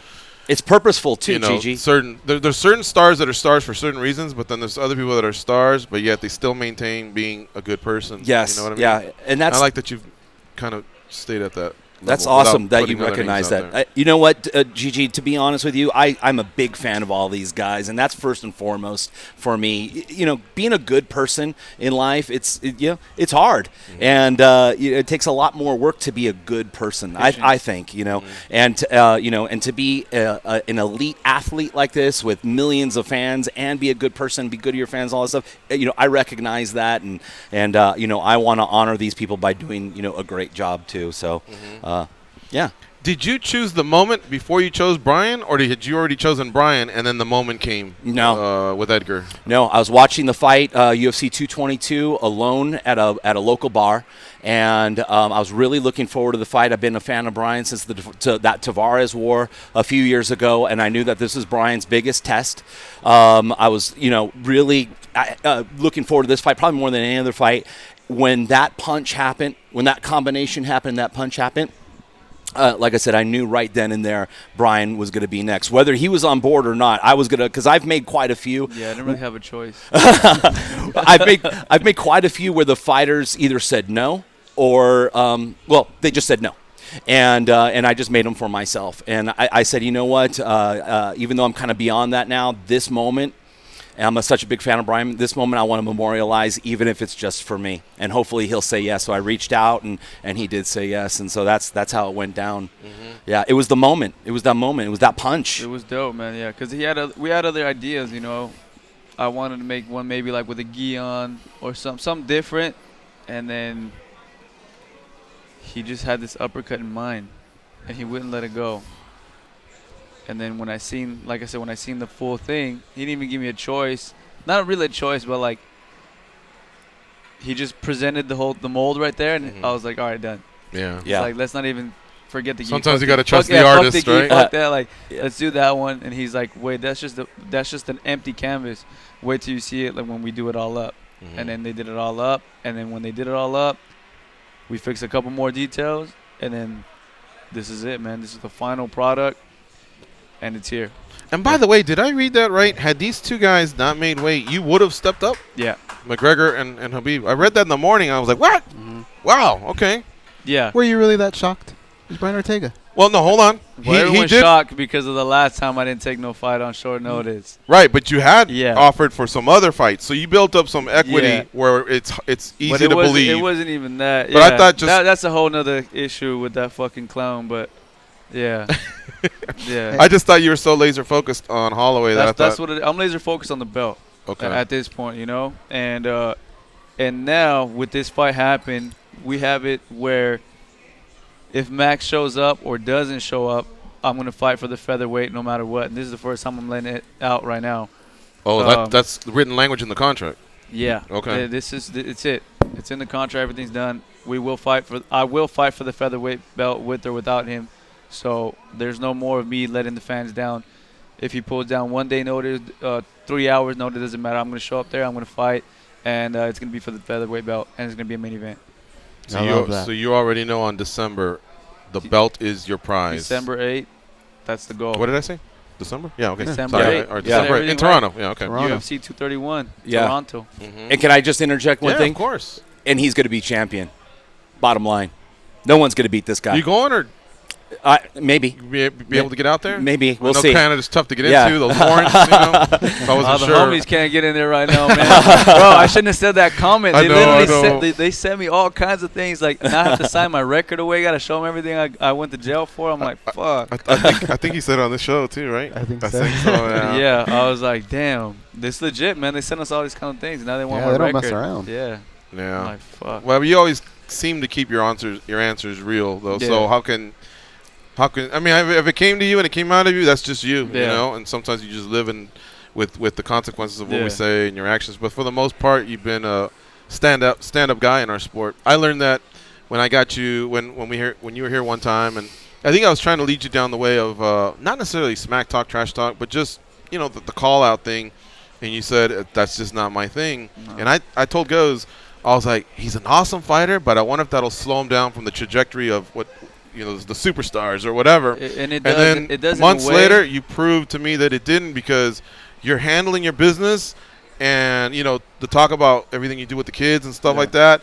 It's like the sport is coming around, showing that you don't have to be this guy or have a shtick or be a villain or a heel or anything. You can be a good, solid guy that kicks ass in the octagon and gets it done that way too. Yeah. I commend you for that Thank because you, I learned from that too. I clearly told him, I go, will that stop his trajectory? But it hasn't. You know, I mean, look at all these listeners that are here, and they all wanted to meet you, and you know, so. Real works. And you got a bobblehead crying out loud. Yeah, that's what Can I said, make a man. suggestion They where you said can put be that? real, man. Where? All right. Those you'll put away because those are special, but you probably get another one. Mm-hmm. Do you live with people? No. No? All right. Hang it up on the wall and use the arm as a keychain holder. And then constantly lose your keys, and when people go, where are they? Just go, oh, it's over there on my bobblehead, dog. Can you hand that to me? And they just pull it off. That's a good idea. That's a good one. I do have my keys on me, too. Hey, who do you like this week, by the way, in the big main event? Damn, man. That one's a tough one, man. Shoot. Yeah, it's a hard one to pick, you know, because let's put it like this. I'm looking at it like, okay, Khabib's got everything to beat him. But then I also feel like if he has a shitty night and Conor has a great night, he's going to be able to avoid enough things to just land some good combinations and pepper that chin. And then from what I've seen, Michael Johnson rocked Khabib and almost could have finished him if he wouldn't got taken down. So there's only one question about Khabib is can he take the hits or not? Because there's sometimes where you get hit and you get weeble wobble. There's sometimes you get cracked so hard and you don't even feel a thing. I don't know, man. It's a tough one. And then Conor's been out for a while. Who knows if he's comfortable now? You know, that's a lot of money you've earned. You've like you said, he does it only for the love of it. Obviously, there's a lot of money to go with it too, but this is such a good fight. It's one of those fights where like you really don't know the outcome.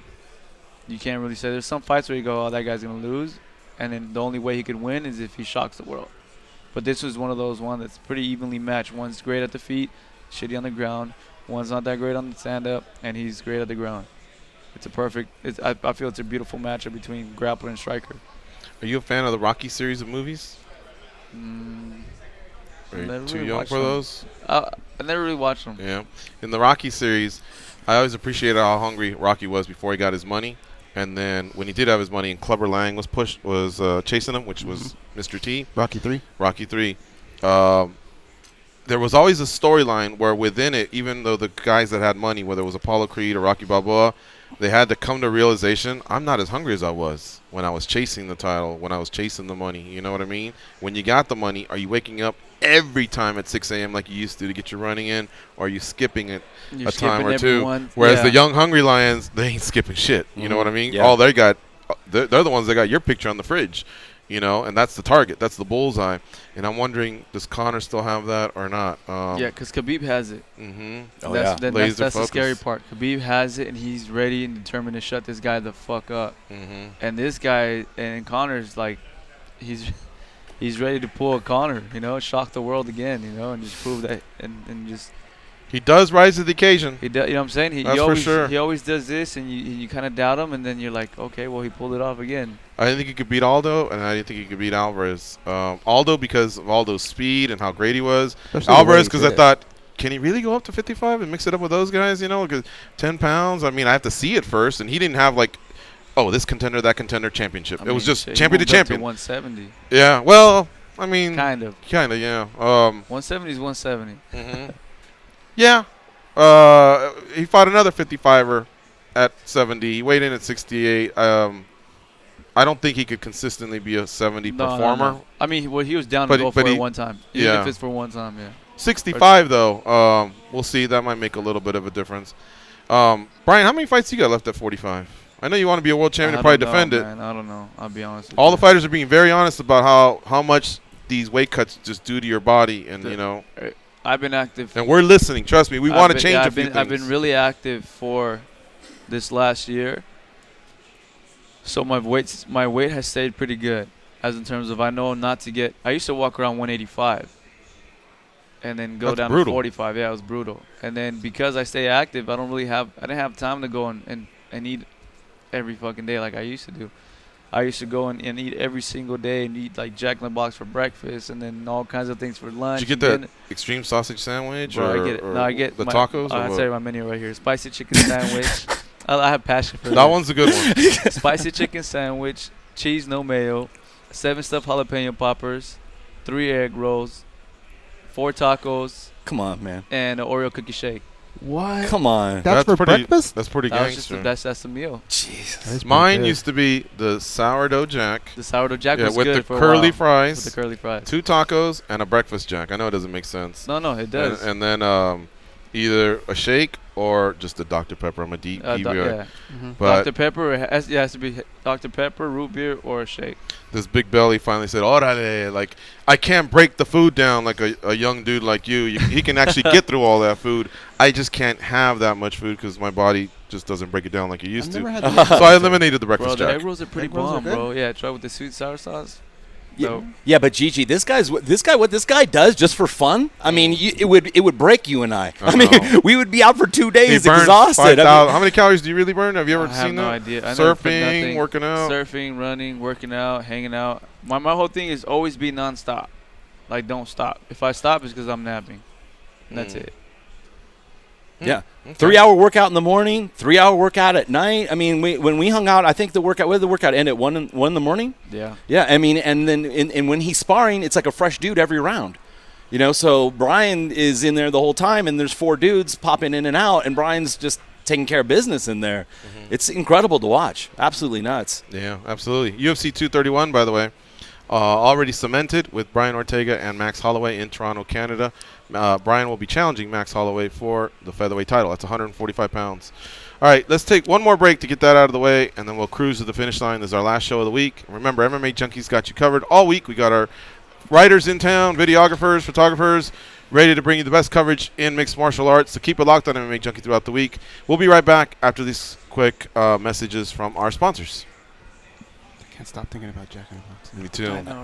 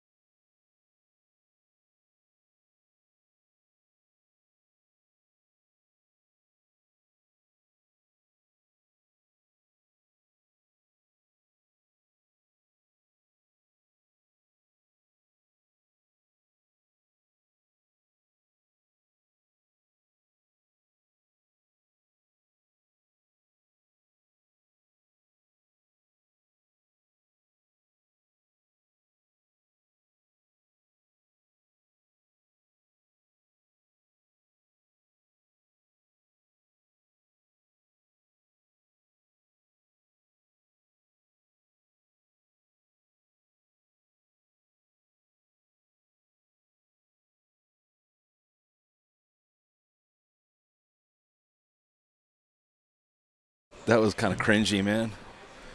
Is it good? You want to try it? No, I can't. Here are my life coaches. Everything I've done has been under their strict supervision. Here are George's Goes and Chores. Kick off your weekend with English Premier League soccer on SiriusXM FC. Leicester City lines up against Everton and Manchester United.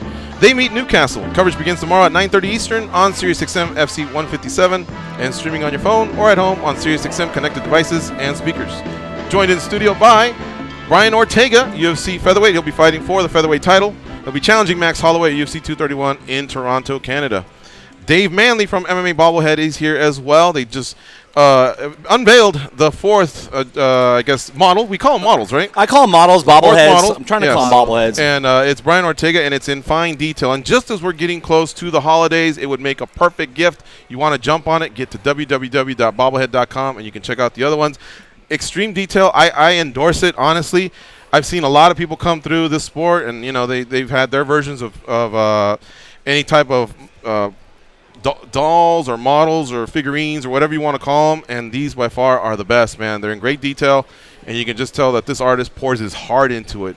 So congratulations, Dave. Thank you so much, Gigi. What you wanted to give some plugs of your Instagram? Let's get that out of the way first. Yeah. I hardly have any followers on Instagram, so I interact a lot during the making of these bobbleheads with a lot of my Instagram followers. So if you can follow me on Instagram at MMAbobblehead.com, Twitter, everything's MMAbobblehead.com, www.MMAbobblehead.com. But so I show a lot of behind the scenes. I talk about how I'm making them. I show footage of the painting of them and things like that. So later on today, we're going to release that commercial that I'm telling you about. That I'm almost as proud of the commercial as the bobblehead.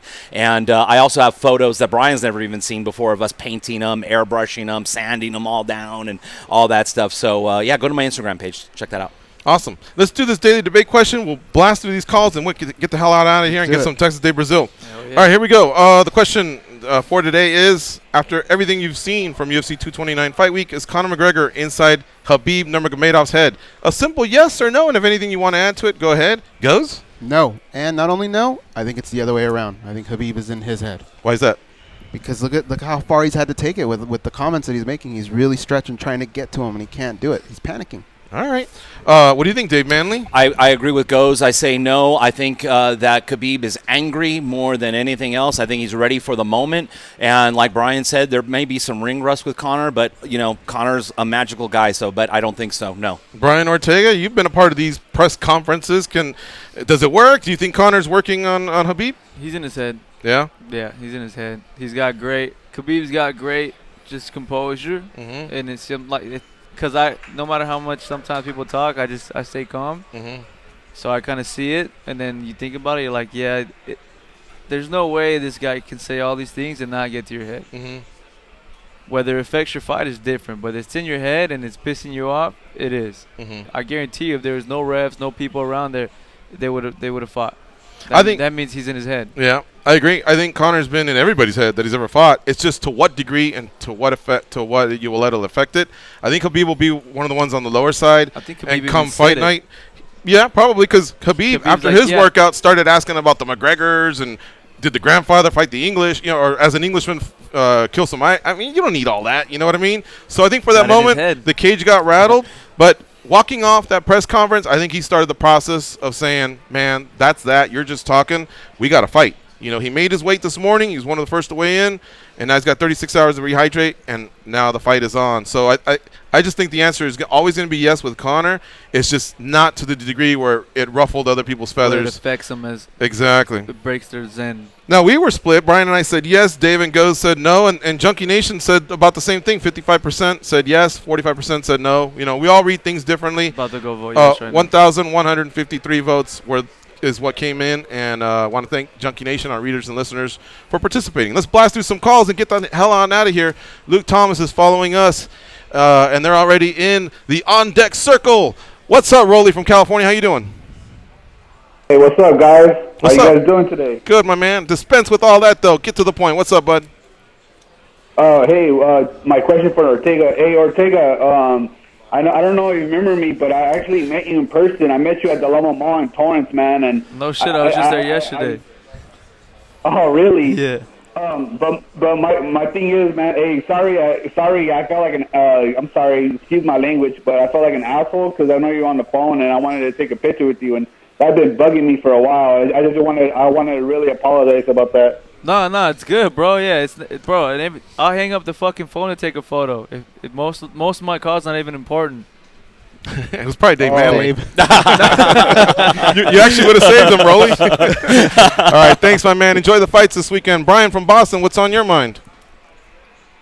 Brian, Mr. Ortega, if you can come back into the studio when it gets closer to your fight, because there's so much to talk about and so much to unravel about that matchup. On to this weekend's matchup. Guys, do you have any idea how much money Conor stands to make if this is a max pay-per-view thing? I can't quite figure it out. 5-0? Okay. That's what he said. Thank you, Brian, for the call. Somebody asked him if you got to 3 million pay-per-views, and then Conor said it could be 3, 4. What would you make? He said 5-0, 50 million. I've heard he can get as high as $25 per pay-per-view once they exceed X number. Some people have said it's $1 million. Some people have said 2. So it kind of escalates, you know. Some fighters start off at 25 cents, and then you get past 100,000, 200,000, goes to 50, $1, whatever. Some push for that to start at $1 or $2, and I'm sure McGregor's pushed the limits of what it is. He's already got his whiskey on the canvas. He can show up late to press conferences. He gets flown around in jets. He's got McMansions. So it's all in what you negotiate, and he's negotiated a big number. Now, truth be said, what is it? I'd say 20 for this fight, at least. I mean, I got to see what Dave Meltzer puts out and Kevin Iole, and from there I think it'll be easier to gauge. We really don't know, honestly. John from Seattle, what's up, bud? Hey, what's going on, guys? I just want to say, hope everyone's having a good time out there at the Junkie Gathering. I'm hating that I'm not over there, especially since Brian Ortega's in studio. I know I should have fucking been there, but I just want to say what's up to everybody. Hopefully you guys have a great weekend. Enjoy the fights, and damn, I wish I was there. You guys have a good day. All right, Catch you next time, man. What about me, man? I'm here. Thanks, John, for the call. Last call. It's Dan in Oregon. What's up, bud? Brian, man, I think it's super smart to do what you're doing with throwing your name out there for these late-notice opponents. As a fan, that's what we love to see. And I would love to see 165 pounds in the future, so you 145ers have a division to grow into. You could jump to 155. But figure this out for me, if you could, George. CFL, the first round, or the first fight is 2 rounds. Mm-hmm. If it goes to a draw, then the person who won the first ends up winning. Yep. So we get 3 rounds in the second fight. Yeah, because you can only fight a maximum. Thanks for the call, Dan. You can only fight a maximum of 25 minutes, so that's 5 rounds. So that's what they had to do was 2 rounds. Yeah, and they had to come up with a tiebreaker. So you either have to come back and win 10-8 or finish the fighter. PFL 8 tonight, 10 p.m. Eastern. Quintet 3 here in Las Vegas. Tickets still available. 43 gets you in the door. Thank you to Brian Ortega and Dave Manley, of course. Thank you. For stopping by. Good luck with your training camp. Good luck for the fight at UFC 231. Hopefully you can catch up and tell us how your training camp was. Thanks to Stitch Duran, Javier Mendez, Kelly Melendez, Muhammad Lawal, Benson Henderson, Mike Jackson, Roy Nelson, Michael Johnson, Brian Ortega, and Dave Manley. Junkie Nation, thanks for coming out. Let's go get some Texas Day Brazil. Stay tuned for Luke Thomas. Him and the KOB are going to be bouncing into the studio, so it's going to be a quick turnaround for us to bounce and for them to come in. Thanks, Josh. You did a great job filling in for Danny, so thank you very much, Love sir. you guys. It was a pleasure. All right, and keep it locked on MMA Junkie throughout the weekend. We got you covered for extensive coverage of UFC 229. We are out of here. Go out there and be a champion.